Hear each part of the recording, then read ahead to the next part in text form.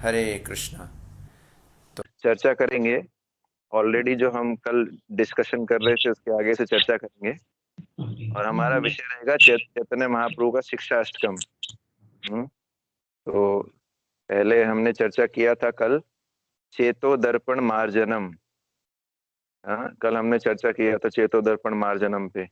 आज हम चर्चा करेंगे भव महादावाग्नि निर्वापणम।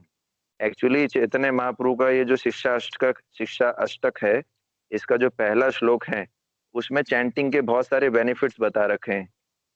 तो पहला बेनिफिट था चेतो दर्पण मार्जनम, कि चित्त को जो है, चित्त को निर्मल करता है, क्लीन करता है। और दूसरा बेनिफिट क्या है? दूसरा बेनिफिट क्या है? दूसरा बेनिफिट है भव महादावाग्नि निर्वापणम। भव महादावाग्नि निर्वापणम का मतलब क्या है? भव दावाग्नि। भव दावाग्नि, भव मतलब ये भौतिक जगत, और दावाग्नि मतलब आग। तो भौतिक जगत में एक आग जलती रहती है। और निर्वापणम, निर्वापणम का मतलब होता है उसको खत्म करना। संसार दावा नललीढ़ लोक त्राणाय कारुण्य घना घना त्वं प्राप्तस्य कल्याण गुणार्णवस्य वंदे गुरो श्री चरणारविंदम। तो इस भौतिक जगत में हमेशा एक आग जलती रहती है, और वो आग क्या है? जो है दुख। इस भौतिक जगत को दुख का संसार बताया गया है। तो जिस प्रकार जंगल में क्या होता है, अगर आपने देखा होगा, बड़े बड़े जंगलों में कोई आग लगाता नहीं है अलग से। अपने आप ही एक जो है पेड़ दूसरे पेड़ से, या एक लकड़ी दूसरे पेड़ से रगड़ खाती है, और उसमें आग लग जाती है पूरे जंगल में। छोटे से जो है फ्रिक्शन से आग लग जाती है, कोई लगाता नहीं है। उसी प्रकार से इस भौतिक जगत के अंदर कष्ट ही कष्ट है। इसमें जो है, इसको बोलते हैं भव दावाग्नि। मतलब यहाँ पर हमेशा अग्नि जलती रहती है, कष्ट कष्ट ही कष्ट, कष्टों की अग्नि जलती रहती है, और कोई इससे बचा नहीं है। ना चाहते हुए भी कोई नहीं चाहता कि उसको कष्ट मिले, क्लेश मिले, लेकिन मिलते रहते हैं। उससे पाप होते रहते हैं। वो चाहता नहीं पाप करे, लेकिन उससे पाप होते रहते हैं, और फिर पाप होने के बाद फिर और अधिक कष्ट मिलते हैं। तो भव महादावाग्नि निर्वापणम का मतलब क्या है?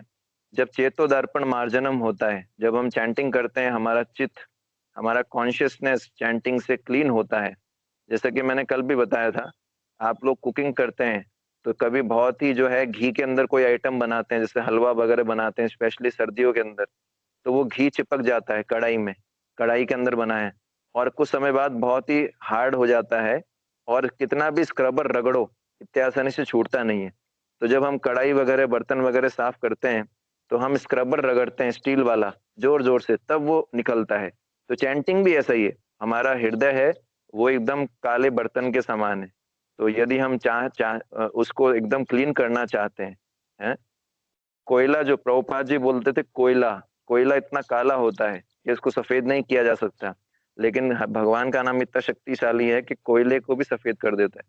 तो पॉइंट ये है कि जैसे जैसे हमारी चेतना शुद्ध होती है, हमारा चित्त निर्मल होता है, वैसे वैसे ये जो भौतिक जगत के कष्ट हैं हमको प्रभावित नहीं कर पाते। कष्ट तो आते हैं, भक्ति में आने के बाद भी कष्ट तो आएंगे, लेकिन ये जो कष्ट रूपी अग्नि है, भव दावाग्नि, ये जो समस्या इस भौतिक जगत में हमेशा कुछ ना कुछ आदि दैविक आदि भौतिक आध्यात्मिक क्लेश कुछ ना कुछ उठता रहता है, इससे हम प्रभावित नहीं होंगे। हमारे लिए इसका क्या होगा? निर्वापणम। हमारे लिए इसका निर्वापणम हो जाएगा। इसलिए जो है जैसे जैसे हम भक्ति में मैच्योर होते हैं, वैसे वैसे हम भौतिक जगत की परेशानियों से बहुत ज्यादा प्रभावित नहीं होते। यम लब्ध्वा चा परम लाभम मन्यते नाधिकम ततः यस्मिन् स्थितो न दुःखेन गुरुणापि विचालयेत्। कोई कृष्ण भावनामृत में स्थिर हो जाता है, ये भगवत गीता के अंदर छठे अध्याय का 22वां श्लोक है। कोई कृष्ण भावनामृत में स्थिर हो जाता है तो बड़े से बड़ा भय, बड़े से बड़ी विपत्ति उसका कुछ नहीं बिगाड़ सकती। तो इसी प्रकार से हम लोग को क्या करना है, जब जप करते हैं बड़े ध्यान पूर्वक करना है ध्यान, ताकि जितना हमारा चित्त का मार्जन होगा। जब भी आप जप करने बैठे हमेशा कढ़ाई का याद रख, कढ़ाई और स्टील स्क्रबर, है ना, घासिया बोलते हैं। जब भी आप चैंटिंग करने बैठते हैं तो याद कीजिए कि जब किचन में बर्तन साफ करने होते हैं जिसपे चिकनाई जमी होती है, तो कितना जोर लगाना पड़ता है। तो वैसे ही हमको चैंटिंग में एफर्ट करना चाहिए, जितना अच्छे से चेतोदर्पण मार्जनम होगा उतना ही भव महा दावाग्नि निर्वापणम होगा। तो इसको ध्यान में रखें और हम जप करने का प्रयास करें। हरे कृष्णा।